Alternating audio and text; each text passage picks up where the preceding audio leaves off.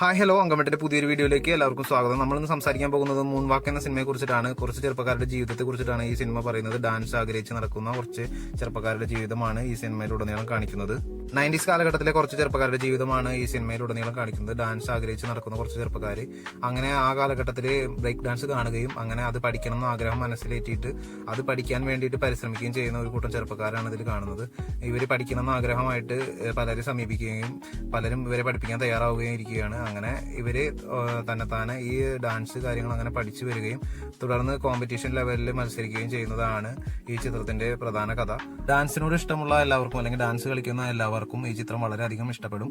അതുപോലെ തന്നെ ഈ ചിത്രത്തെ കുറിച്ചിട്ട് ഇനി അധികമൊന്നും പറയാനില്ല. അപ്പോൾ എല്ലാവരും ഈ സിനിമ കാണുക, കണ്ടിട്ട് അഭിപ്രായങ്ങൾ രേഖപ്പെടുത്തുക.